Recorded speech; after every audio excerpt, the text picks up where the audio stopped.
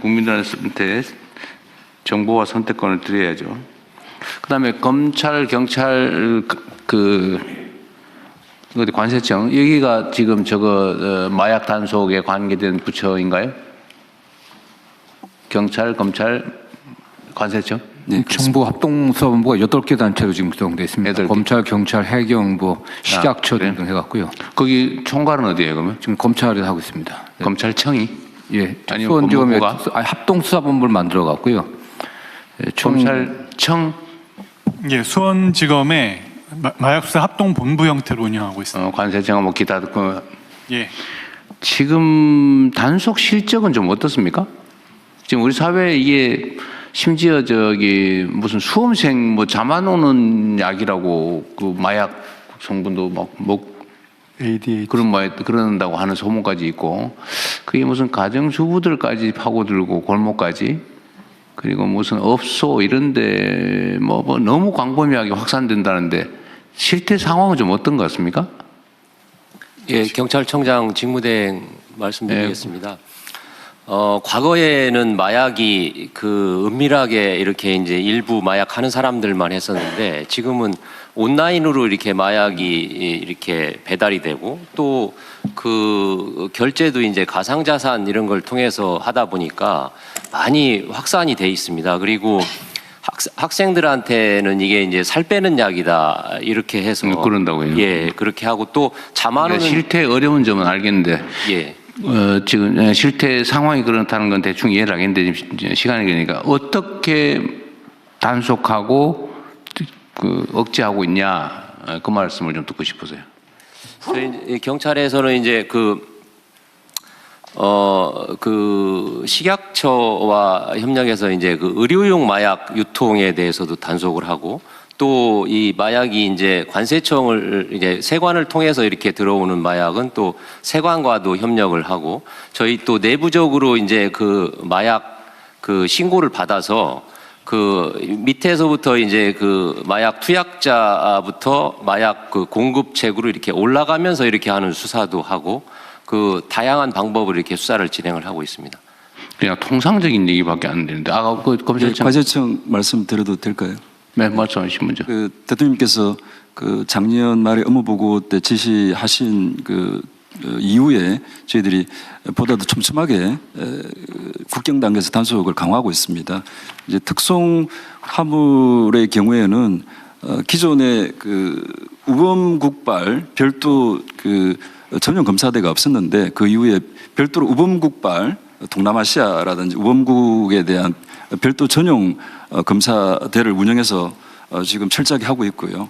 그 다음에 여행자 부분도 단속을 강화를 하고 있습니다. 작년 말에 국회 관세법상 신병 검색 권한을 보다 더 명확하게 했습니다. 그래서 물론 뭐 홍보를 통해서 그런 수능도도 높이고 있는데, 여행자에 대한 그런 부분들도 굉장히 강화하고 있습니다. 이유는 대통령 말씀드리면은 저희 이유는 됐고요. 80%를 적발하는데 결과상으로 보게 되면은 여행자가 단속 1위입니다. 그리고 그 다음에 국제우편, 특송 이런 순으로 저희들이 적발하고, 여행자가 지참하고 들어오는 게 제일 많다고요. 예. 기존에 코로나 전에는 국제우편, 특송 여행자 순이었는데, 이제 코로나 종료 이후에는 여행자가 단속 적발이 굉장히 많은 그런 상황이라서 여행자들의 불편을 최소화하면서도 단속 강화하려고 하고 있고요. 그 다음에 이제 국제우편 말씀하신 그런 부분들도 철저히 단속을 1차 저지선 단속을 보다 더 강화하고 있고, 그리고 한편으로는 말씀하신 2차 저지선 부분들을 동서울 집중우체국의 우정사업본부랑 같이 해서 10명이 지금 실제로 운영을 하고 있습니다. 그리고 또 추가적으로는 뭐 검색기라든지 장비 이런 것들도 교체를 하려고 하고 있습니다. 그래서 철저하게 저희들이 국경상에서 단속을 계속 강화하는 노력들을 하고 있습니다. 자, 반입을 검색을 통해서 차단하는 거, 그거는 관세청이 주로 하는 일이 되고, 그거는 여행자뿐만이 아니라 무슨 컨테이너나 요새 희한한 방법으로 배 타고 아예 싣고 들어오다가 제주 해안에 떨어뜨려 가지고 해안에 떠내려고 막 그러고 있더군요. 어쨌든 그런 것도 있고, 그러면 그 전에 왜 제가 우편 집중국에 그 인력을 확보해 가지고 우편물 검색하라고 한 거는 지금 어떻게 됐습니까? 예. 우편 집중국과 관련해서는 저희들이 그 이 우편 집중국이 몇 군데인데 몇 곳에 몇 명이 나가서 어떻게 하고 있어요? 예, 지금 우편 집중국이 총 22군데인데 저희들이 그동안 그 업무 보고 이후에 그 수시직제를 행안부에 신청을 했고 지금 이제 내용들이 거의 초안 단계는 완성이 된 상태입니다. 그리고 22개 집중 우체국이 있는데 그 가운데 지금 2월 3일자로 5개 부분을 확대해서 그렇게 운영을 하기로 그렇게 일단 지정을 했습니다. 지금까지는 1월 말부터 운영을 하고 있는데 지금까지는 2차 우편 집중국에서 아직 적발된 사례는 나오고는 있지 않습니다만은 계속 장비 확충이라든지 탐지견 투입이라든지 또 이번 주 오후에 지금 그 우정사업본부랑 제가 그 MOU를 체결할 계획인데 보다 더 네, 그러면 아직은 뭐 실제로 착수를 못한 것 같고 5군데만 할 게 아니라 어쨌든 행안부도 인력 빨리 배치해 주시고요. 예, 그렇게 그 기재부도 예산은 기재부가 안 하구나. 있습니다. 네, 곧저 예산 빨리 챙겨주고 하여튼 국민들이 오염돼 가고 있는 상황인데 속도를 좀 더 내주시도록 하십시오. 예, 어쨌든 들어오는 거 막는 건 그렇고 이제 추적해서 잡는 거는 아마 검찰도 그 인력 조직이 좀 있는 것 같은데. 네, 아까 말씀드린 합동수사본부에서 그 형태들의 일을 하고 있고요. 관세청 통해 가지고서 만약에 이제 어떤 문제 있는 우편물 형태로 뭐가 들어오게 되면 그걸 이제 수사기관으로 연계해서 통제 배달 같은 형태로 해서 실제 그 투약하고 유통하는 사범들을 적발해서 처벌하고 있습니다. 투약 현장 단속은 좀 하세요? 하고 있어요? 전체적으로 봤을 때 유통 쪽은 아무래도 검찰 쪽에 강점이 있고요. 투약 쪽은 경찰 쪽에서 많이 하고 있습니다. 그 예를 들면 저 의심되는 장소 있잖아요. 예를 들면 뭐 예. 말하기는 좀 그런데 예, 클럽 이런 데를 이렇게 이제 집중적으로 기간을 정해서 단속도 하고 있어요. 예. 그리고 클럽이 단속되면 업소에 이제 영업 정지 처분도 하고 그렇게 하고 있습니다. 좀 잡히기는 해요. 예, 클럽 단속에서 단속 클럽에서 그 아주 뭐 상습적으로 하는 곳도 있어서 저도 보면 여기서 하는구나 이런 거 알 수 있을 정도던데. 예, 클럽에서는 이제 그 업소에서 그 업소 측에서 이렇게 이제 직접적으로 이렇게 하는 거는 좀 조심을 합니다. 왜냐하면 단속이 되면 업소가 영업 정지를 맞기 때문에. 그렇지만 그 종업원들이 이렇게 암암리에 이렇게 하는 경우들이 있고 그렇습니다. 하여튼 마약 문제는 생각보다 좀 심각해서 예. 계속 확산되고 있잖아요, 그죠? 예. 그래서 작년 그 단속 수치를 보면 그 단속 인원은 작년에 한 13,500명 정도 경찰에서 단속을 했습니다. 이건 전년도하고 거의 뭐 숫자는 비슷한 수준인데, 근데 이제 문제는 그 쉽게 이렇게 이제 접할 수 있다는 겁니다. 온라인으로 해서 그 텔레그램이나 이런 데를 통해서 이렇게 이제 사고 싶다 이러면은 이제 바로 이렇게 구입이 또 가능한. 그건 다 우편으로 들어오는 거 아니에요? 예. 그런 우편으로 들어와서 우편으로 해서 이제 일단 들어와서 우리나라에서 또 이렇게 저 소규모로 또 배달을 하는 겁니다.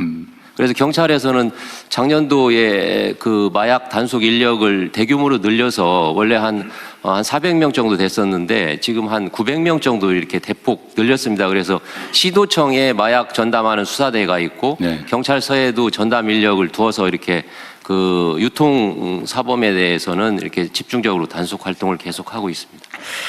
하여튼 마약 문제는 국민이 병드는 문제이기도 하고 예. 그 지하 경제 문제이기도 하고 역량을 좀 최대한 투입해서 하도록 하시고요. 그다음에 참 전에 그런 거 있었는데 경찰 간부들 마약 검사하라 했더니 안 하고 버틴 간부들이 몇 명 있다고 기사에 난 것 같은데. 예, 이 작년 연말에 이제 저희가 그 자발적으로 동의를 받아서 이렇게 이제 실시를 했는데 일부 그 이렇게 동의 안 한 사람은 그 검사를 안 했는데 이제 법에 이제 그거를 이렇게 명시를 했습니다. 경찰 공무원. 경찰만? 예, 그 지금 군인도 하고 있고 교육 쪽에서도 하고 있는 걸 아는데 저희 경찰도 경찰 공무원법에 마약 검사할 수 있는 그걸 그 도입을 했기 때문에 이거는 이제 우리가 그 불시에 이렇게 할 수 있습니다. 이게 사실은 이 감염 접촉면이 좀 있어서 감염 위험이 있는 감염이라는 표현이 좀 그러긴 한데 하여튼 그런 위험이 있는 공무원들은 거기 정기적으로 이렇게 체크를 해야 조심도 할 거고 예, 그렇습니다. 또 혹여라도 있을 그 감염 사례 그 정말 큰일 나잖아요, 그죠? 예, 예. 근데 그게 경찰만 해서는 안 될 것 같은데 좀 그 관련된 단속 업무나 이거 하는 공무원들은 정기적으로 체킹을 한번 해야 되지 않을까요? 예, 대통령님 인사수석입니다. 네. 예, 국가공무원법에 그래서 관련해서 경찰 공무원, 그 군인들, 특정직 공무원들 외에 이 관련해서 그 마약 쪽 취급하는 공무원들이라든지 이쪽에 그 여러 가지 취약점이 있는 쪽, 그 다음에 일반 공무원들도 필요에 따라서 할 수 있도록 그 관련 입법들이 준비되고 있습니다. 아, 준비하고 있어요? 네. 그리고 민간 쪽도 사실은 좀 그걸 해야 되지 않을까요? 공무원들도 하면 예를 들면 마약을 취급하는 민간 많이 취급하는 그것도 뭐 인권 침해냐 뭐 이럴 수 있긴 한데 그것도 뭐 검토를 한번 해보십시오. 그게 예를 들면 마약을 취급하는 합법적으로 취급하는 민간인들 있잖아요. 그것도 뭐 다른 쪽에서 한번 검토할 여지가 있는지 한번 찾아보도록 하겠습니다. 네. 네. 이제 공개 일반 안건을 심의하겠습니다. 총리님 협조상 하나만 좀 말씀. 네. 저 설이나 추석이 되면은 고속도로 통행료 감면이 늘 이제 떠오릅니다. 국토교통부 소관이고 도로공사 소관인데요. 현재 본부에서 하고 있는 국가 상위 유공자 1급에서 5급은 전면 면제가 됩니다. 근데 현장에 나가 보면 6급, 7급이 50% 감면되기 때문에 이 문제에서 끊임없이 전면 감면 요청을 하고 있습니다. 대수를 보면은 도로공사 통계 자료를 보면은 1년에 평균 한 230만인데 금액은 30억입니다. 저기요, 오늘 결정해야 되는 일입니까? 아닙니다. 이걸 가지고 국토부하고 계속 저희들이 협의를 하는데 그 문서로 좀 안 준비를 되어서. 해서 가지고 오십시오. 네. 네. 문서. 그래서 계속 협의하는데 네네네. 좀 국토부에서 좀 네. 협조 좀 부탁드리겠습니다. 131호 안건을 상정합니다. 국토교통부. 공개. 네, 이것까지 그래. 공개 안건입니다. 국토교통부 차관께서 제안 설명해 주십시오. 네, 제안 설명드리겠습니다. 2026년 설 연휴 고속도로 통행료 면제 계약안은 설날을 맞이하여 고향을 찾는 국민들의 교통비 부담을 덜어드리기 위해서 위로도로법에 따라서 설 연휴 중에서 2월 15일부터 2월 18일까지 전국의 고속도로 통행료를 면제하려는 것입니다. 심의 의결하여 주시기 바랍니다. 네, 설 연휴 중 전국 고속도로 통행료 면제 건입니다. 다른 의견 없으시죠? 이게 지금 보건복지부 장관님 얘기하고 관계가 있는 거예요? 네, 관계 있습니다. 현재는 1급에서 5급까지 상위 유공자는 100% 감면이 되는데 설 연휴에 일반 1년 내내 된 설, 추석 그 1년 내내 고속도로 통행료를 평시에도 설 설 연휴와 관계없이 설 연휴 관계없인데 특히 국가 설 유공자에 대한 통행료 면제 이야기는 네네. 별도로 안건을 준비하십시오. 네, 알겠습니다. 네네. 예. 네, 다른 의견 없으시면 원안대로 의결하겠습니다. 다음 또 공개보고 안건입니다. 133호 안건을 상정합니다. 행안부 장관님 제안 설명 부탁드립니다. 네, 제안 설명드리겠습니다. 2025년 정보공개 종합평가 결과는 국민의 알 권리를 보장하고 정보공개제도의 신뢰성을 확보하기 위하여 정보공개법 제24조에 따라 공공기관의 정보공개 운영 실태를 평가한 결과입니다. 총 561개의 이 공공기관에 대해 5개 분야, 12개 세부 지표로 실시된 이번 평가 결과는 평균 91.2점입니다. 전년 대비 1.3점이 하락하였지만 2년 연속 90점대를 유지하고 있습니다. 이렇게 하락된 이유는 질적 평가 확대를 위해서 이번 평가부터 평가 기준을 강화했고 또 신설 기관이 3곳 있었는데 운영 미흡 때문에 그 결과가 이렇게 나온 것 같습니다. 평가 등급은 최우수 115개, 우수 170개, 그리고 보통 271개이며 미흡 등급을 받은 기관은 5개로 전체 기관 대비 0.9%의 해당합니다. 기관 운영별로는 준정부 기관이 그리고 평가 분야별로는 정보 공개 청구 처리 이 분야가 가장 높은 수준으로 평가되었습니다.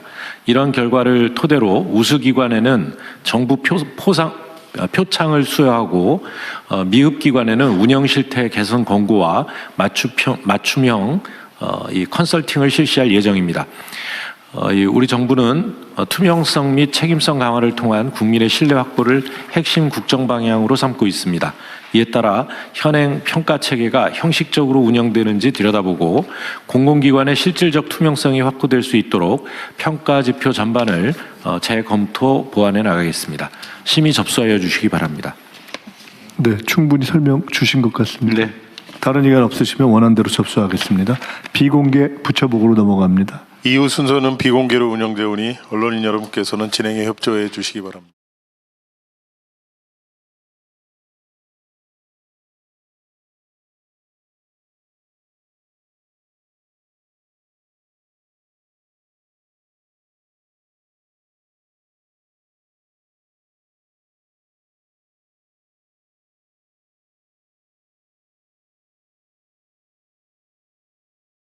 모두 국기를 향해 주시기 바랍니다. 국기에 대하여 경례.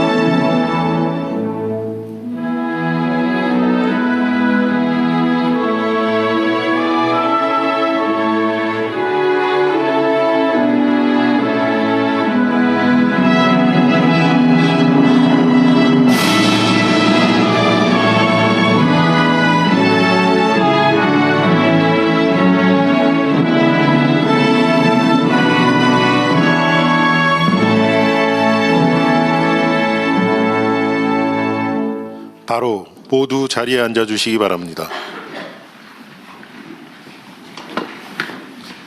제5회 국무회의입니다. 대통령께서 개회 선언과 함께 모두 말씀을 하시겠습니다.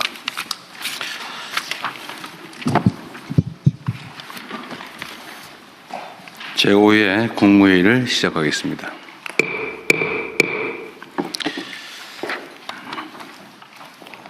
이번 주말부터 설 명절이 시작됩니다.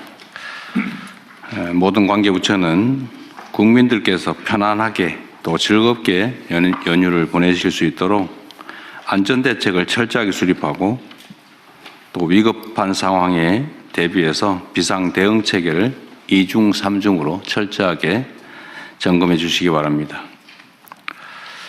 특히 최근에 가축 전염병이 확산이 돼서 농가에 시름이 큽니다. 민족 대이동 시기인 만큼 방역 상황이 악화되지 않게 가축 방역기관과 해당 지자체의 역량을 최대한 투입해서 집중해 주시기 바랍니다. 지난 1월은 통계 작성 이래 작성한 73년입니다. 통계를 작성한 73년 이래 상대 습도가 가장 낮은 건조한 날씨였다고 합니다. 산불 발생 가능성이 훨씬 높고 또 발생하면 진화하기도 어려운 상황입니다. 앞으로도 이런 상황이 계속될 가능성이 높기 때문에 산불 예방에 더 힘써 주시기를 바랍니다.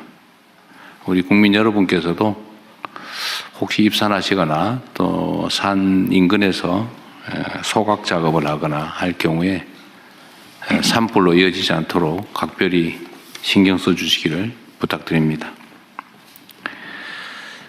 언제나 말씀드리지만 국민 안전에 관한 한 지나친 것이 모자람보다 100배 낫습니다. 철저하게 대비해 주시기를 부탁드립니다. 웬만하면 국회에 이제 이런 얘기 안 드리려고 했는데 좀 말씀을 드려야 될 것 같습니다. 지금 대한민국이 처한 상황은 과거의 평상시와 좀 다릅니다.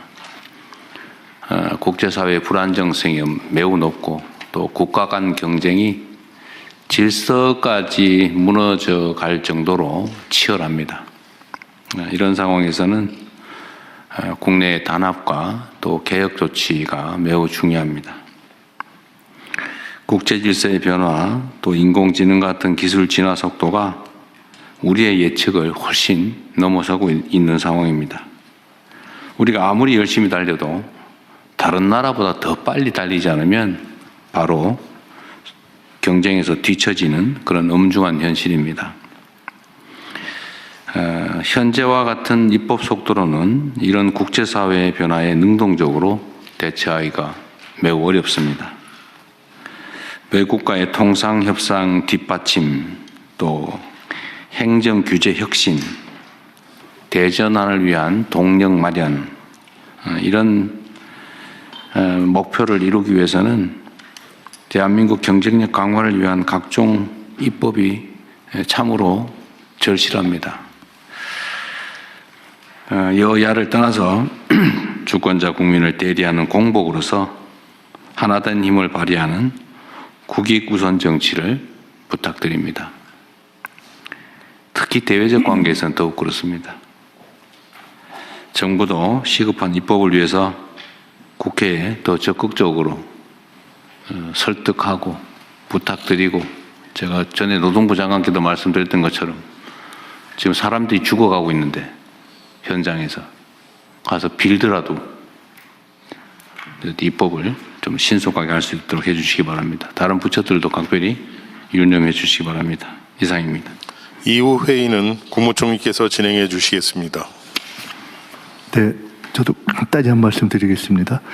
여야 정당의 청년위원장과 정부가 함께 청년정책관계 장관회의를 열었습니다. 처음 있는 시도입니다. 이런 정책협치 시도를 다른 분야로도 넓혀 가겠습니다. 이번 국회에서 최대한 많은 법안들이 통과될 수 있도록 장관님들께서 적극 뛰어주시기를 부탁드립니다. 저도 여야 의원님들과 지도부를 만나서 노력하겠습니다. 오늘 회의는 먼저 현안 토의부터 시작하겠습니다. 돌봄 사업 국가 책임 강화 방안에 대해서 보건복지부 하기 전에 몇 가지 간단한 얘기부터 먼저 좀 하겠습니다. 오늘 혹시 저 집값 관련된 보고가 있나요? 전에 했던 임차인 대책 그 얘기 있습니까?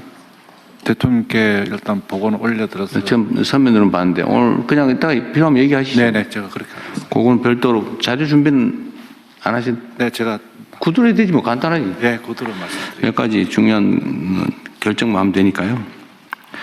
그럼 집값 얘기 좀 이따 하고.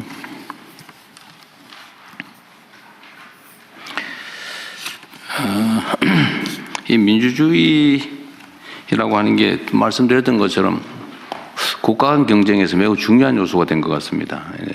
국가 구성원들의 역량을 최대한 발휘하게 하는 것은 자율성과 민주성이죠.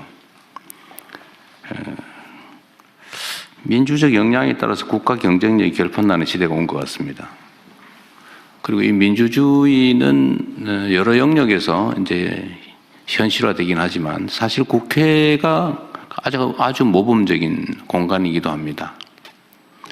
국민을 대표하는 대의기관이죠. 그래서 국회에서 이루어지는 모든 일들은 매우 중요한 의미가 있습니다. 그리고 민주주의에서는 팩트가 중요하죠. 예를 들면 사람은 주어진 정보에 따라 판단하는 존재인데 가짜 정보가 주어지면 제대로 된 판단을 하기 어렵고 그게 결국은 주권자들의 주권 행사에 왜곡을 가져옵니다. 그래서 민주주의에서는 팩트가 중요해요.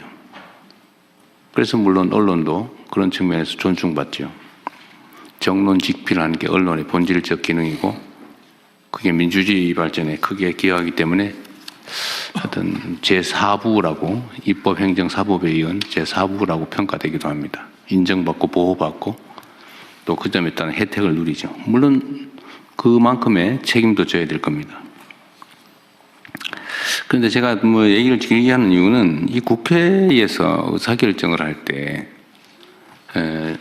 진실이 무엇이냐, 팩트가 뭐냐를 발굴하기 위한 각종 행위를 합니다. 예를 들면 뭐 청문회든 국정조사든 뭐 이런 활동을 하죠. 그런데 이게 최근에 제가 보니까 국회의 권위가 훼손될 만큼 명백한 거짓말을 하거나 아니 뭐 이유도 없이 출석을 안 해서 국회의 권위를 무시하거나 이런 게 너무 많은데 이거는 그게 뭐 여에 유리하든 야에 유리하든 그건 중요하지 않습니다. 국가의 핵심 기구로서의 헌정 질서를 구성하는 핵심 기구로서의 국회의 권위에 관한 문제죠. 국회 위증 고발 사건들이 너무 적체되고 있는 것 같은데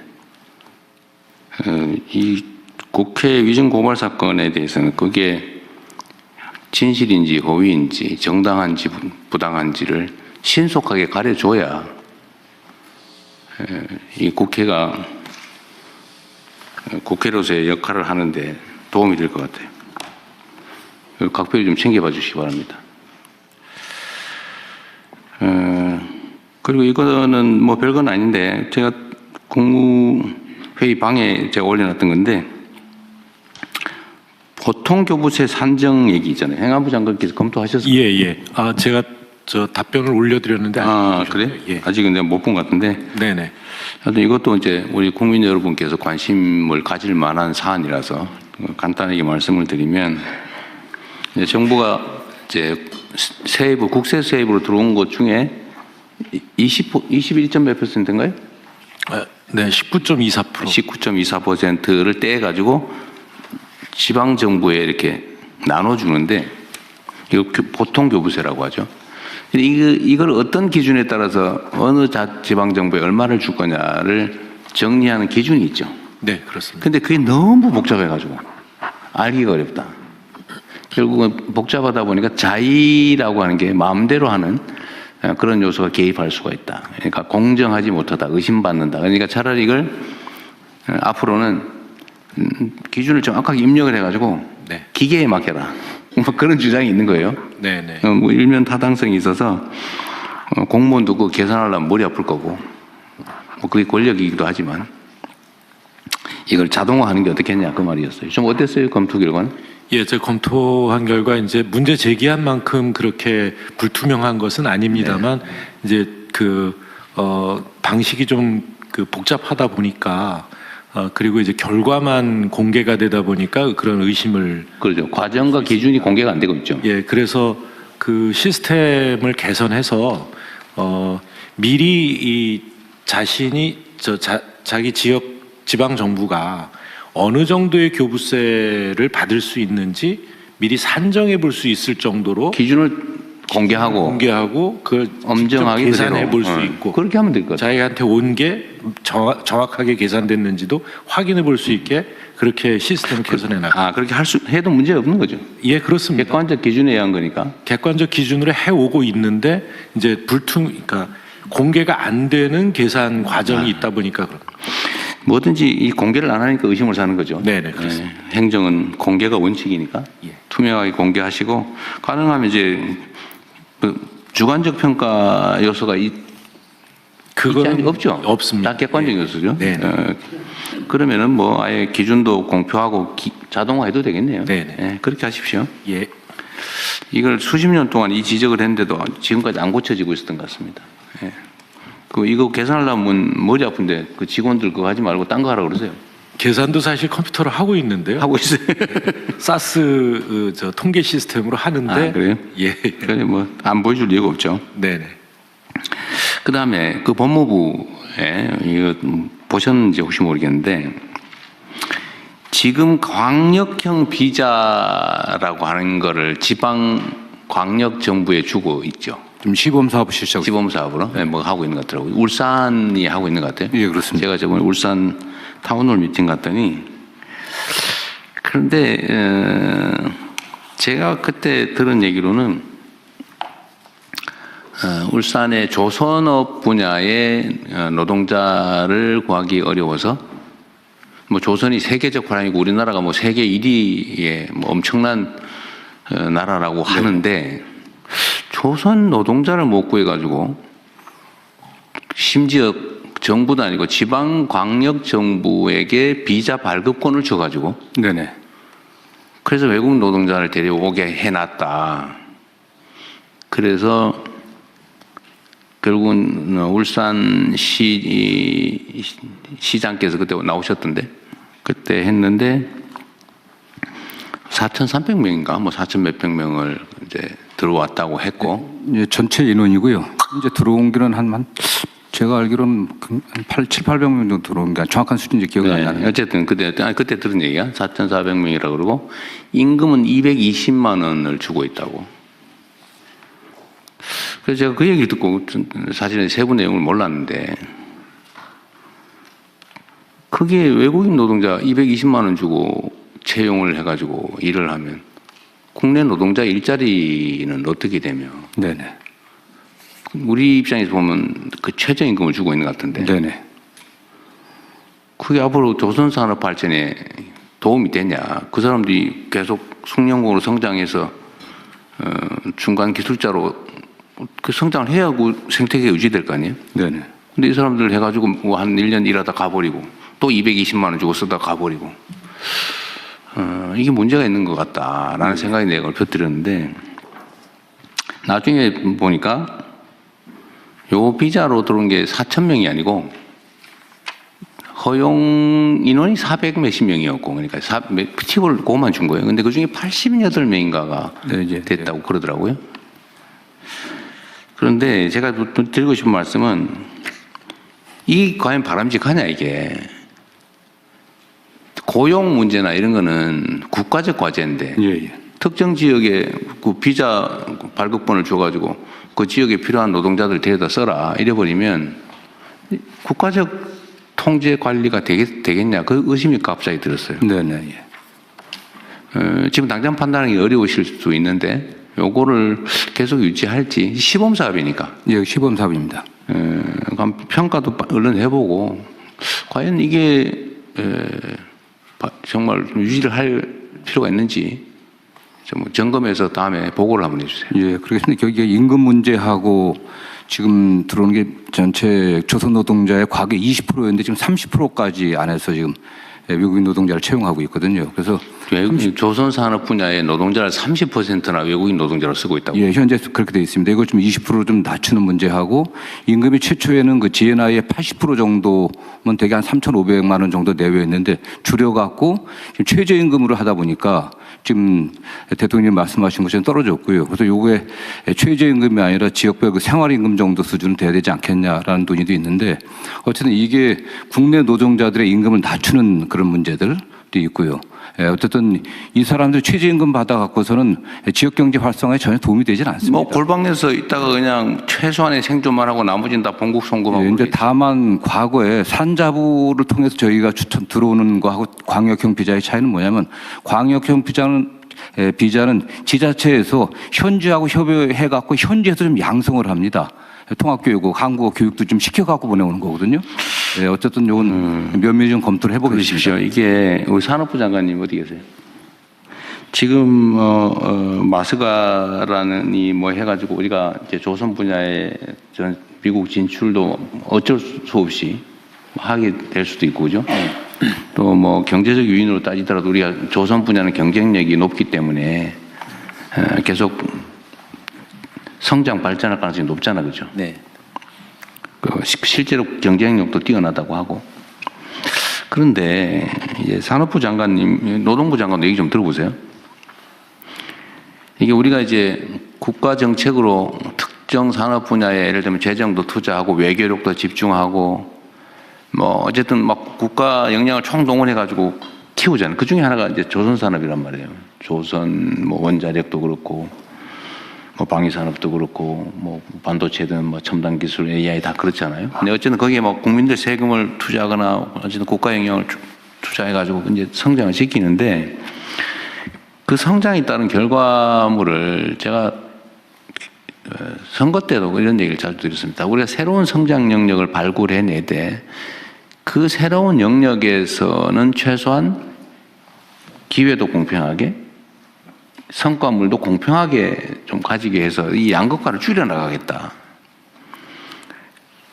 그래서 성장 발전과 양극화 완화, 그러니까 공평한 기회라고 하는 것은 사실은 동전의 양면처럼 결합되어 있어야 되거든요. 근데 지금 조선 분야는 하나의 예인데 이런 식으로 이거 외국인 노동자 데려다가 막 최저임금으로 이렇게 국내 일자리 대체하고 그러면 지역 경제도 나빠진다고 막 항의하고 그래서 이 경쟁력을 가져가지고 그러면 이게 우리가 성장의 과실은 상층의 일부가 독식하고 나머지 밑에는 더 어려워지고 이렇게 되잖아요. 이러면 절대 안 되거든요. 예, 맞습니다. 근데 조선업이 하게 된 데는 불과 얼마 전까지만 하더라도 중국과의 이 경쟁 때문에 굉장히 어려운 상황이어가지고, 근데 마침 이제 대통령께서 마스가를 하면서 새로운 돌파를 마련을 했습니다.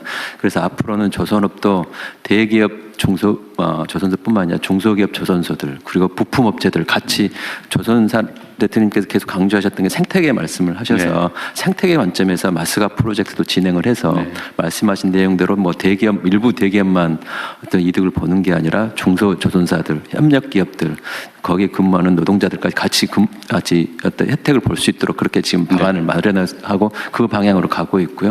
지금 제 머릿속에서는 그 조선업의 그 외국인 노동자 30%까지는 안 되는 걸로 저는 생각해요. 내가 보기도 약간 그거는 의문이 들긴 해. 그렇게 많으면 이게 한번 확인해 보기로 하고. 아니 30%까지 허용되게 돼 있습니다. 허용돼 있다.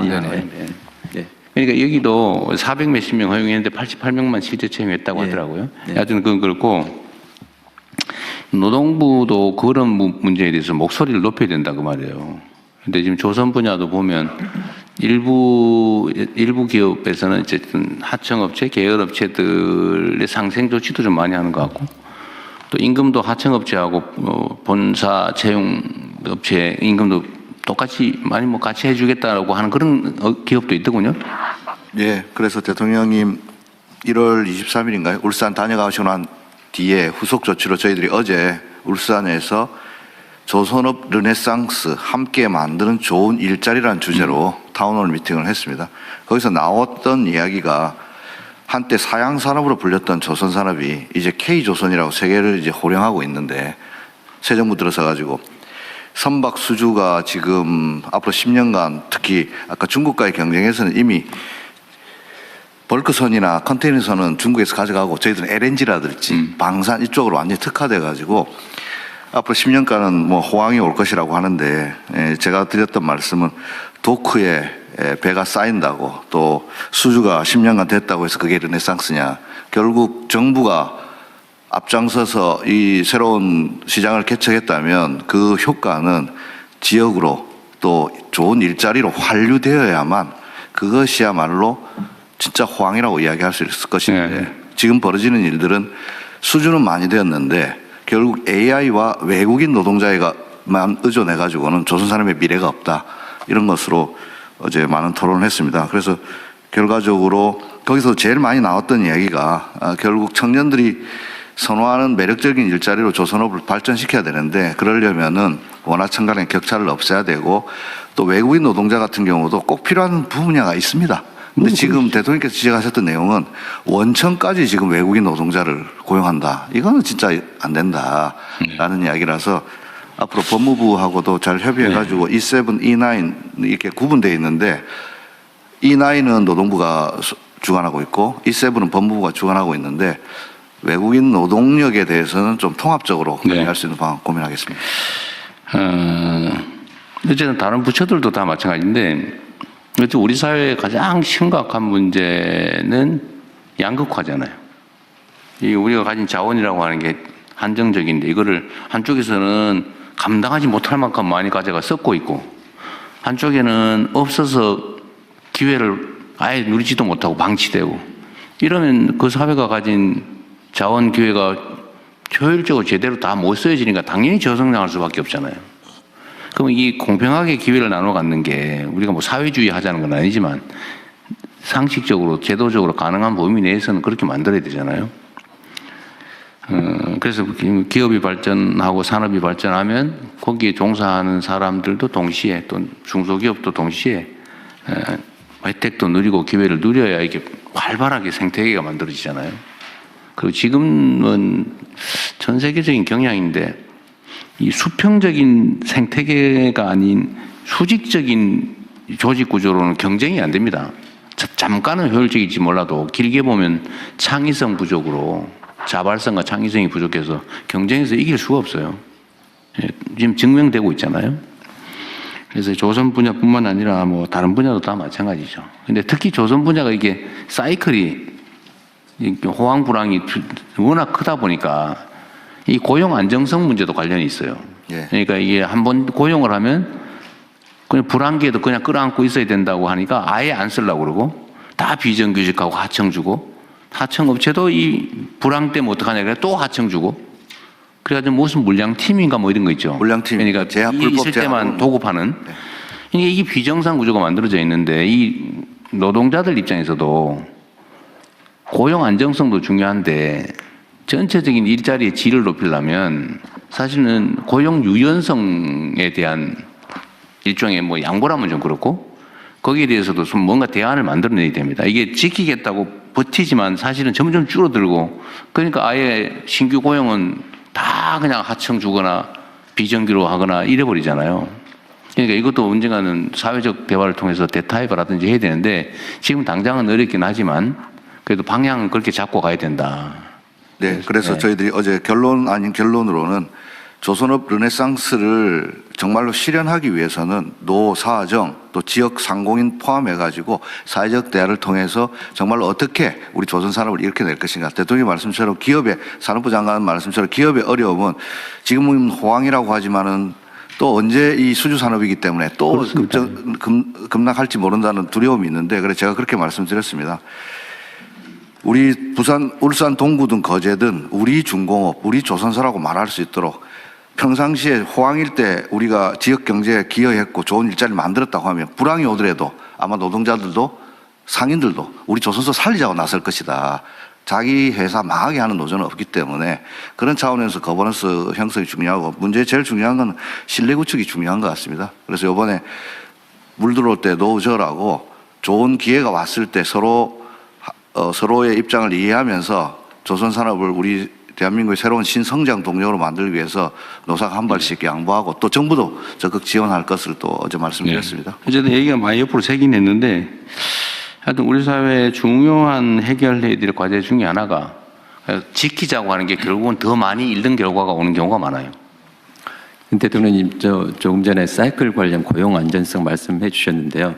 차체에 대통령님께서 말씀하신 고용 유연성 이슈가 몇 번 말씀을 해 주셨는데 지금의 말씀하신 것처럼 기업 입장에서는 고용 관련된 이 경직성 이슈가 워낙 크다 보니까 맞습니다. 고용을 하고 싶어도 못하는 경우가 많아서 말이 대통령님께서 하도를 꺼내셨으니까 저희 산업부하고 고용부가 안정성뿐만이 아니라 유연성에 관련해서 같이 가져야 기업들 입장에서 균형을 잡을 수 있을 것 같습니다. 한쪽만 가기보다는 그렇게 한번 같이 들어보도록 하겠습니다. 그러니까 나도 얘기한 김에 한 번 더 하면 이게 사회적 대화위원회가 해야 될 제일 중요한 일인데 입장이 딱 그렇더라고요 보니까. 노동자들 입장에서는 정규직 자리를 가진 사람 입장에서는 해고되면 죽음이다. 나가면 너무 춥다. 얼어 죽는다. 이 소위 사회 안전망이 너무 취약하고 다시 재취업 가능성도 없고 정규직과 비정규직 격차가 너무 크다 보니까 절벽 위에 서 있는 그런 느낌인 거죠. 악착같이 지키는데 물론 그 사람들은 지키겠죠. 근데 문제는 기업 입장에서는 저 한 번 정규직으로 뽑아놓으면 절대로 저거를 뭐 불황에서도 대응해서 내보내거나 안 되니까 다시는 안 뽑는다는 거예요. 정규직을. 기업 입장에서도 이해되는 바가 있잖아요. 그 노동자 입장에서 이해되는 바가 있잖아요. 그럼 이게 악순환이 계속되고 있는데 이거 어떻게 할 거냐. 결국 안전망이 가는 문제죠. 그래서 제가 계속 정규직이나 비정규직이나 보수가 오히려 비정규직이 더 많아야 된다. 다른 나라처럼. 그래야 그만두더라도 불안하지 않게. 그리고 뭐 실업을 하거나 이럴 경우 사회 안전망이 튼튼하다. 내가 해고되거나 아니면 직장을 고용 유연성 때문에 불안기에 그만두더라도 내가 살 길은 있다. 라고 믿어지는 거는 결국 안전망 확충이잖아요. 안전망 확충에 돈이 들잖아요. 그럼 결국 기업들이 부담해야 된단 말이에요. 그러니까 이거를 크게 보고 유연성도 양보하고 그래서 뭐 기업 입장에서 부담도 좀 늘리고 유연성을 확보하면 기업의 효율이 높아질 테니까 그럼 수입이 더 생기면 그 중에 일부를 내놔야죠. 이게 크게 보고 이 대화를 해서 타협을 해야 되는데 문제는 신뢰가 없어. 아까 얘기한 대로 못 믿는 거죠. 혹시 뒤통수 치지 않을까? 배반한다 하지 않을까? 이용만 해먹지 않을까? 우리 사회 대화가 부족해서 그러죠. 적대감이 너무 강해서 그냥 서로 의심하고. 그러니까 이거를 언젠가는 해결을 해야 되고 최대한 빨리 해야 되는데 그 부분도 산업부하고 사실 바로 당사자이기도 하죠. 관할 관청. 저하고 그 고용노동부 장관은 굉장히 특별한 신뢰 관계가 있습니다. 그 두 분이라도 일단 해야지. 잘하고 있습니다. 네. 대통령, 저도 한 말씀. 비자 관련 딱 한 가지 좀 부총하겠습니다. 말씀하십시오. 예. 그 전체 조속 노동자의 30%가 아니고요. 예, 그 과거 우리 한국 노동자들이 좀 기피했던 용접, 도장, 전기원 이 세 가지 분야입니다. 네. 거기에서만 지금 시범을 하고 그렇다고. 예, 네. 뭐 그렇게 할 수 있죠. 대통령님 저도 네, 한 말씀. 말씀하십시오. 그 중소기업이 제일 복잡한 지역이지. 네, 그 사실은 이제 노동조합법에 가입해 있는 노동자들과 이 대기업과의 노사관계가 정리가 되면서 벌어진 문제가 굉장히 많은 조건들이 대기업에 다니는 사람들에게는 좋아졌지만 상대적으로 그걸로 인해 나온 이익의 부분들이 이 중소기업과 다른 부분에 가는 부분이 줄어든 거라고 저는 생각을 합니다. 네. 그래서 이 부분이 지금까지의 노사정 관련된 부분에서도 되게 많은 부분 대기업 노조와 이 그 대기업들 간의 이 타결 그리고 그 사이에 중소기업들 관련자들이나 소상공인 관련된 부분들은 참여자의 숫자도 굉장히 적고 이러다 보니까 전체적으로 최저임금을 결정하거나 여러 가지 단계에서 대기업과 대기업 노조 간의 결정들이 오히려 영향은 중소기업과 소상공인들에게 다 미치는데 여기에 대한 입장을 낼 수 있는 그 자리도 내용도 이 숫자도 없다라는 부분들이 저는 지금의 문제를 그렇죠. 되게 많이 가져왔다 생각합니다. 그래서 그런 부분에서 이제 어떻게 이 유연화 관련된 얘기가 나올 때 이들의 참여도 좀 더 확대시킬 네. 거냐라고 하는 부분도 저는 좀 같이 열어서 생각해야 된다고 봅니다. 한때는 물론 흘러간 과거의 뭐 유행가 같은 거긴 하지만 만국의 노동자여 단결하라 뭐 이런 얘기도 있었는데 뭐 그거는 사실 이상에 관한 거고 문제는 대기업의 정규직 노조 예를 들면 여기는 이제 자기 입장이 중요하니까 근데 사실은 제3의 하청업체, 비정규직 아니면 실업자 여기에 대한 배려를 할 수가 없는 상황인 거죠. 이제 사실 노조의 조직 형태도 여기에 영향을 미치는 것 같아요. 예를 들면 기업별 노조, 그렇습니다. 정규직 노조, 비정규직 노조, 사내 하청 따로 이런 것도 뭐 영향을 미치는. 그래서 결국은 산업별 노조 형태하고 임금 교섭도 산업 단위로 뭐 이렇게 광범위하게 해줘야 사실 그 사회가 좀 뭐라 그럴까 정상화될 텐데 너무 하다 보면 너무 밤새야 될 것 같습니다. 이제 그만해야 되겠 오늘은.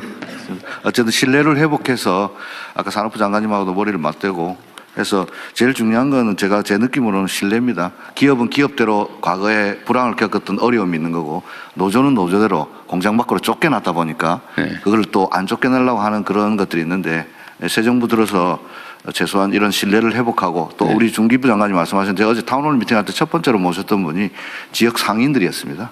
그래서 그 거버넌스에도 참여시키도록 하겠습니다. 어쨌든 뭐 오늘 여기서 계속 얘기할 수는 없는데 하여튼 제가 그 사회 발전 역량은 결국 그 사회의 민주 역량이 달려 있다. 민주주의 역량이 달려 있다고 하는 얘기가 사실 이런 것 때문이에요. 모든 게 결국은 각각의 개인의 권리, 인권을 존중하고 합리성을 존중하고 공정하고 투명한 이게 다 민주주의 가치잖아요. 근데 이게 제대로 좀 작동하는 그런 나라를 만드는 게 우리한테 제일 중요한 과제인 것 같습니다. 이게 각계의 의제들은 나눠져 있지만 그래서 이거는 끊임없이 또 각 부처에서도 내부적 논의도 좀 하시고 지금 노사 경사노위 그것도 구성이 됐으니까 그 대화도 좀 잘 하시고 그렇게 하십시오. 네, 그렇게 하겠습니다. 그리고 추가로 붙여서 한 말씀을 드리면 제가 그 국무위원들께 막 시도 때도 없이 막 이런저런 거 막 던지잖아요. 그러니까 뭐 보시면 뭐 이런 것까지 싶을 수도 있어요. 뭐 이런 것까지 대통령이 뭐 얘기하나 이런 생각할 수 있는데 그 제가 나름의 이유가 있습니다. 무슨 뭐냐면 우리 사회에 이제 많은 부분들을 고쳐 나가야 되는데 비합리적인 요소가 많잖아요. 뭐 사회라고 하는 게 그럴 수밖에 없죠. 얼마나 많이 고치느냐에 따라서 얼마나 많이 앞설 수 있냐가 결판 나는 것 같아요. 모든 공동체는 그런 문제가 쌓여 있죠. 적치돼 있죠. 쌓여 있죠. 그 소위 그런 게 많이 쌓인 걸 적폐라고 그러잖아요. 그 단어의 의미가 별로 안 좋아서 제가 그 말을 잘 안 쓰는데 이게 정말 켜켜이 쌓여 있는데 이게 큰 덩어리 한 개가 아닙니다. 먼지처럼 쌓여 있어요.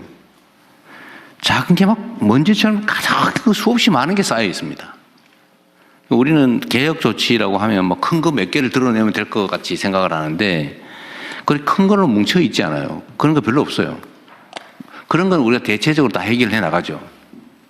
근데 정말 먼지처럼 자잘한 게 수없이 모든 많은 영역에 잔뜩 쌓여 있습니다. 그럼 이걸 한 개씩 언제 집어내냐? 그래도 집어내야죠. 그걸 안 집어내면 안 바뀌어요. 그리고 각 분야에 예를 들면 우리 한 부처의 그 환경부 또는 에너지부에도 수없이 많은 영역이 있잖아요. 수없이 많은 사람들이 있고 엄청난 많은 지역을 관할하는데 거기에 각 분야에 요만큼씩 쌓여있는 걸 합치면 엄청난 양인 거예요. 그럼 이걸 대체 어떻게 처리하냐? 그럼 대통령 혼자서 그걸 맨날 뭐 언론에 나는 거 댓글에 나오는 거 누가 뭐 메시지 보내는 거 이런 거 제가 눈 터지게 봐가지고 이것도 고쳐야지 저것도 고쳐야지 하지만 이거 그렇게 해가지고는 다 드러낼 수는 없죠. 그래서 제가 여러분들한테 그걸 보내드린 이유는 여러분도 그렇게 하라는 거예요. 여러분도 그렇게 하고 여러분도 그 실장 국장들한테 보내고 실장 국장들도 과장들한테 보내고 과장들은 저 동네 단체들한테 보내고 이렇게 전 공무원들이 100만 명이 다 진짜 진심을 다해서 하면 쉽게 빨리 할 수 있겠죠. 그래서 이 개혁이라고 하는 게 사실 어려운 거죠. 엄청 부지런해야 되고 그럼 한 방에 뭐 혁명적으로 그런 게 어디 있습니까? 또 그건 너무 충격이 크고 출혈이 많아서 안 돼요. 충돌이 많아요. 사회 갈등을 너무 많이 유발해요.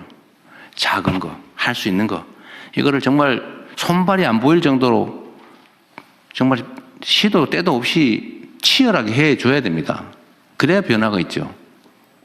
그래서 제가 티끌모아 태산이라는 말을 되게 좋아하는 편인데 빗방울이 우리 모여서 바다가 된다. 이 개혁이라고 하는 것도 사회를 변화시키고 좋은 방향으로 이끌어가는 것도 자그마한 노력들이 부수히 쌓여서 가능한 거지 그냥 뭐 획기적인 조치 한두 개 가지고 되는 게 아닙니다. 작은 거를 많이 하자. 요새 농림부 뭐 저기 농협 뭐 이런 거 뭐 유통 개혁 막 엄청나게 일 많죠. 열심히 많이 다니는 시대에 보니까 모든 부처 모든 공무원들이 또는 관련된 우리 국민들께서도 할 수 있는 일 범위 내에서 작은 거 정말 다음 세대를 위해서 우리 남은 인생을 위해서라도 정말 열심히 해야 돼요. 이런 기회가 있을 때. 그리고 이게 제가 아침 내부 뭐 티타임 때 얘기한 건데 예를 들면 우리가 있잖아요. 이렇게 그 놀이 장난감 있죠. 왜? 이렇게 휙휙 휘는 장난감이잖아요. 이게 관절처럼 이렇게 휘는. 이렇게 휘잖아요. 원래는 이렇게 앞으로 가야 되는데 이 조금씩 한 칸씩 각 분야에서 한 칸씩 이렇게 해야 되면 결국 반대 방향으로 간다니까요. 이렇게 가야 되는데. 근데 결국은 사람들이 그러죠. 내가 관할하는 부분 요 한마디니까 한마디 미세한 차이예요. 아이고 이게 뭐 크게 영향 미치겠냐. 또 이 분야, 또 다음 분야. 여기 조금씩 각도 나 결국 반대로 간다니까요. 작은 게 아니라는 겁니다. 완전히 그 사회 발전 방향을 반대로 끌고 가는 치명적인 문제점이라는 거예요. 작은 거, 우리 주변에 있는 사소한 거라고 보여지는 것들이. 그래서 사소한 게 아니다. 우리 부처청 장관님, 그다음 청장님들이 이거 꼭 신경 써주세요. 우리한테 주어진 시간이나 기회가 그리 많지 않아요. 그리고 나중에는 별로 해도 효과도 없어요. 지금 해야 돼, 지금. 제가 잠을 설치는 이유가 사실은 그런 거죠. 지금 하는 1시간하고 나중에 1시간은 가치가 또 달라요. 제가 대통령이 1시간을 5,160만 시간 이렇게 자꾸 얘기도 하지만 그 시간의 가치도 임기 초에 있는 이 1시간하고 중반, 후반에 있는 1시간의 가치가 완전히 다르다. 지금의 가치가 가장 크다. 좀 그 말씀을 꼭 드리고 싶었습니다.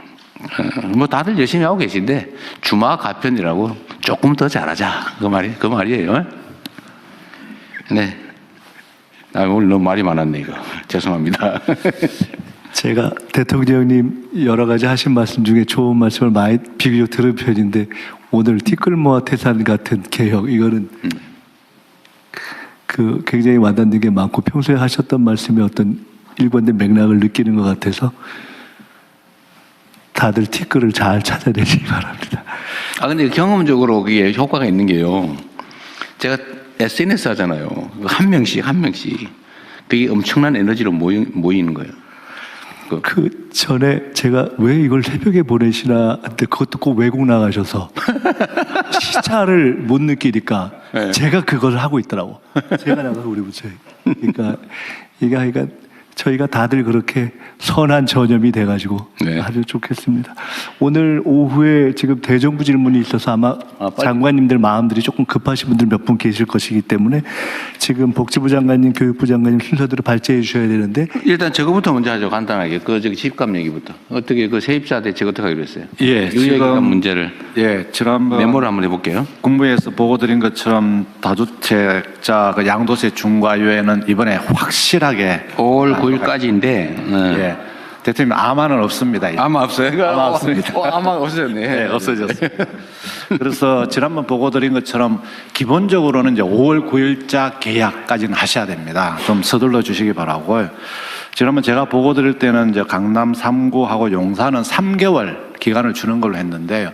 일반적으로 이제 토지 거래 허가 구역은 허가를 받은 날부터 4개월이라는 그런 국민들의 의견이 있었어요. 그래서 이 부분은 합리적으로 지금 4개월로 하는 방안도 검토 중에 있다는 말씀을 드리겠습니다. 4개월, 그러니까 네. 원래 조정구역 먼저 네. 지정된 데는 5월 9일로부터 계약하면 5월 9일 계약하면 네. 잔금하고 등기는 4개월 이내에만 하면 된다. 네, 그렇게. 거기가 2번. 그다음 두 번째 그 이외 지역은 종전처럼 6개월로 하도록 하겠습니다. 계약한 후에 6개월 안에 잔금 또는 등기를 하시면 되겠습니다. 그리고 국민들께서 가장 관심이 높으신 게 집을 하나 내가 몇 채 들고 있는데 다 전세를 주고 있다. 내가 당장 못 들어갔는데 어떻게 하느냐. 그래서 이런 국민들의 애로를 감안해서 그다음에 시장의 상황을 감안해서 그 임차인이 임대하는 기간 동안은 실거주 의무를 유예하고 그 임차 기간이 다만 끝나면은 반드시 실거주를 하셔야 됩니다. 그래서 이렇게 해서 국민들의 걱정을 들어드릴까 합니다. 그래서 이것은 모두 정리해서 네. 건물이 이제 주택이 세입자가 있을 경우에 세입자의 계약 기간 동안은 세입자가 안 나가면 방법이 없으니 그 합법적인 세입자의 계약 기간까지는 실거주하지 않고도 그때까지 그 세입자 기간까지만 입주하면 된다. 네, 곧 끝나고 나서만 입주하면 된다. 네. 그러니까 소위 그 짧은 기간에 일종의 갭 투자는 아니고 하여튼 비거주 해도 된다. 예. 국민들의 근데 그것도 무제한도 임대 기간이나 100년이다 이러면 아닙니다. 요즘은 임대 기간 그 남은 그 첫 번째 임대 기간이고 연장까지 임대 계약을 난 5년 해놨다고 못 어떡할 건데. 보통은 2년이니까. 그럼 그것도 한도를 정해요. 예, 2년으로 하겠습니다. 2년. 5월 9일로부터 2년 이내에만 실제 입주하면 된다. 그럼 허가 조건도 이제 우리가 지침을 내려서 바꿔주면 되는 거죠. 그렇게 지침을 개정. 세 번째, 세입자가 있는 주택은 최대 2년 범위 내에서 5월 9일로부터 그 당해 계약의 만기까지 계약 기간까지 입주하면 되는 조건으로 계약하면 된다. 네, 그렇습니다. 그래서 이번 주에 시행령을 빨리 개정해서 이런 식으로 할 겁니다. 확실하게 하도록 하겠습니다. 확실하게 하도록 하겠습니다. 들어가자. 대통령과 함께 들어가도록 하겠습니다. 근데 부총리님 네. 아까 여기 의견 좀 말씀하십시오. 예, 세입자가 있는 경우에 예외적으로 허용하는 경우도 네. 부처 내 의견은 무주택자가 무주택자가 이렇게 살려고 할 경우만 허용하고 그렇게 정리가 그것은 이렇게 됐잖아요. 됩니다. 이제 집을 그러면은 제가 이제 다주택자고 집을 팔게 되면은 이 사는 사람은 무주택자라야 됩니다. 왜냐 그러면은요. 이걸 만약에 확대하게 되면은 이거는 세 번째 얘기에 대해서만 그죠? 그러니까 임대 기간이 남아 있는 6개월 이내라면 아무 문제가 없고 6개월 이내면 되는 거야. 잔금이었고 잔금 내고 들어가는 거니까 6개월 이내는 신경 쓸 거 없고 또 4개월 6개월 사람인데 그 이상으로 임대 기간이 남아 있는 물건의 경우에는 매수인은 무주택자인 경우에 임대 기간까지 2년 범위 내에서는 허용을 한다. 이렇게 하잔 말이죠. 맞습니다. 그리고 아까 대통령이 말씀하신 5년 그거는 본인이 실제 내가 거기에 거주하겠다고 말하면은 임대차 보호법상 그거는 그냥 계약갱신이 안 됩니다. 그러니까 2년으로 딱 한정해도 됩니다. 그러니까 경제성장 최대 2년 범위 손입니다. 내에서. 저기 그 발표일로부터 2년으로 지금 돼 있습니다. 그러니까 5월 9일로부터 2년이 아니고 이 정책을 발표한 날부터 2년 이렇게 지금 그렇지. 것이 그때 새로 세를 주진 않으니까. 네, 그렇습니다. 지금 다시 세를 주고 하는 이런 거는 발표 언제 할 건데요? 발표 이번 주에. 이번 주에 네, 공식 발표. 그럼 이번 주로부터 2년 범위 내에서 네네. 세입자 문제는 복잡하네. 그러니까 해당되는 사람만 이해하면 되고 이게 이제 중개업자들이 머리 아프시긴 하겠네요.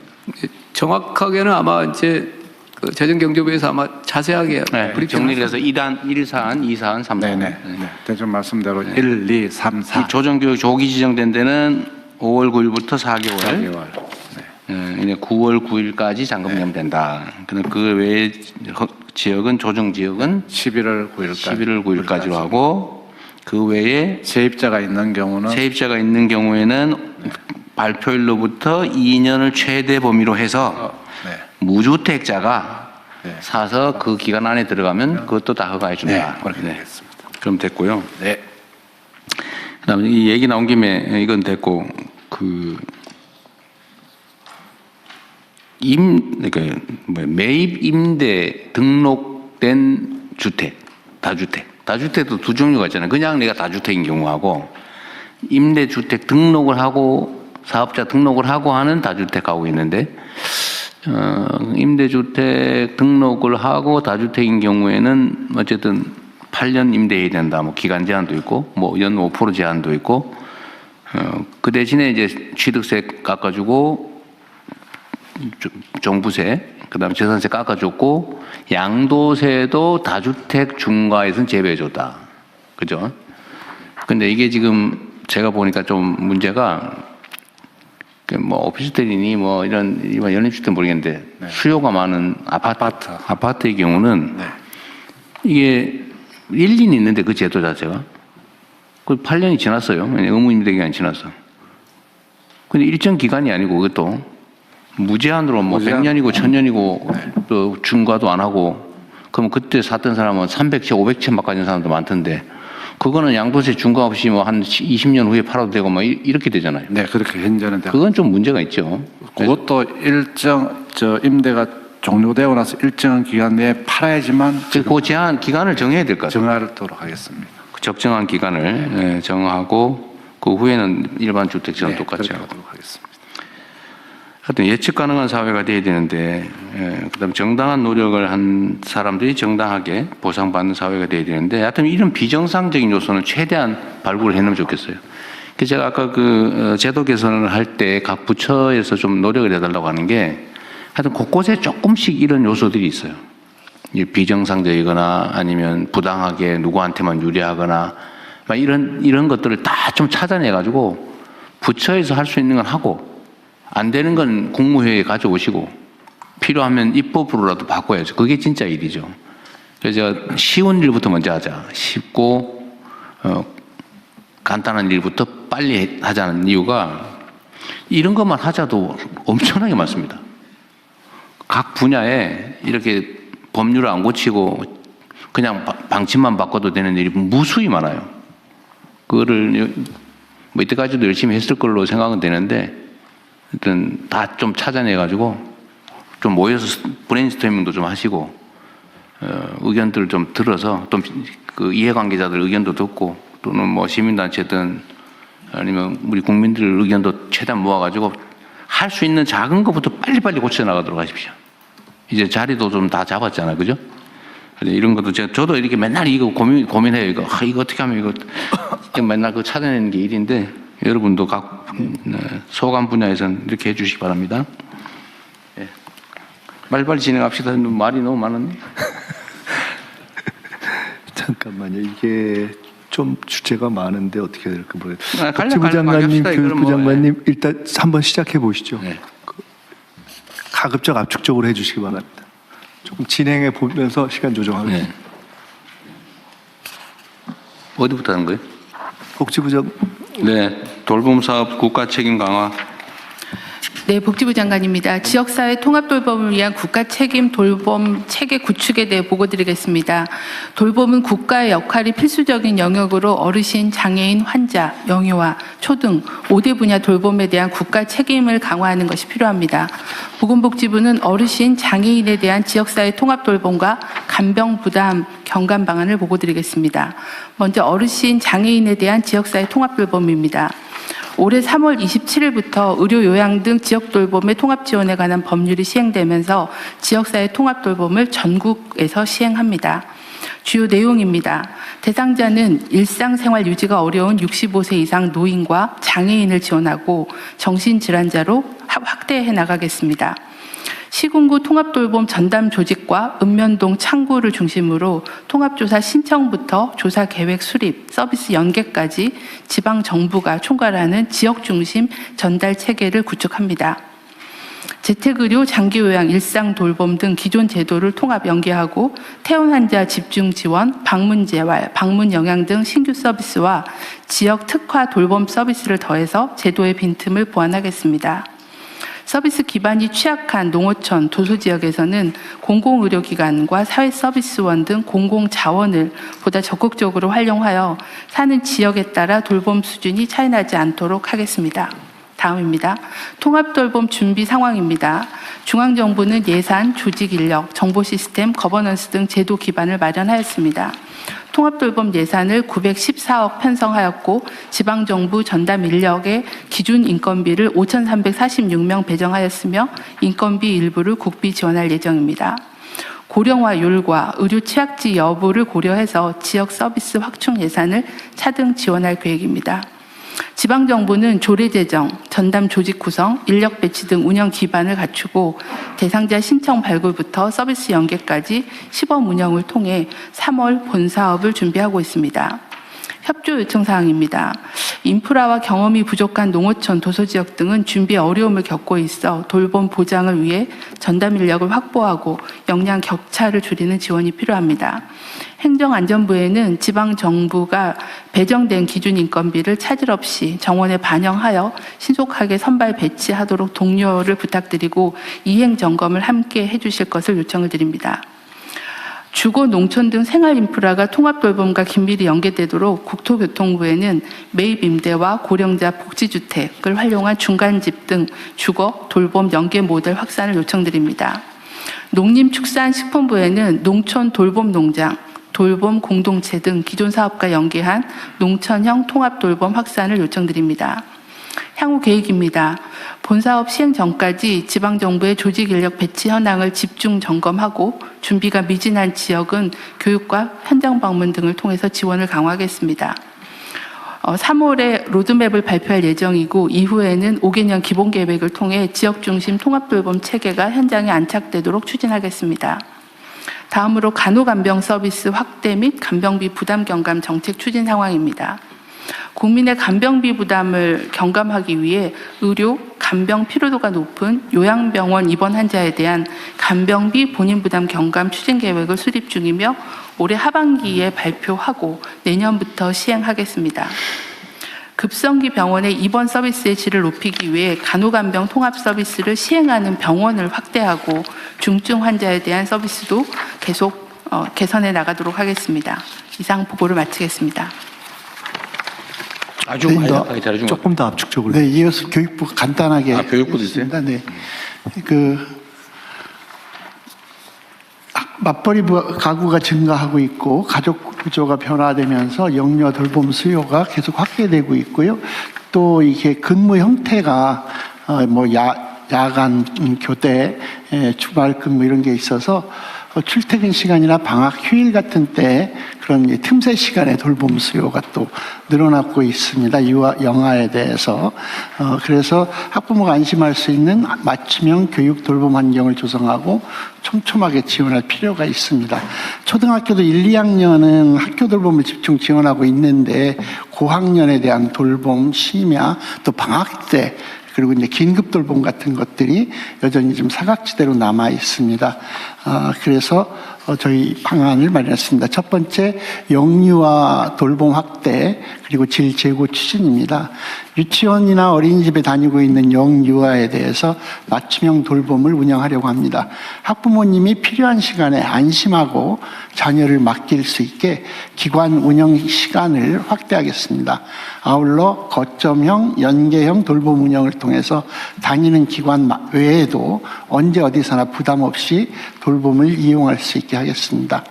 아동이 기관에 머무는 동안 질 높은 교육 돌봄 서비스를 제공받을 수 있게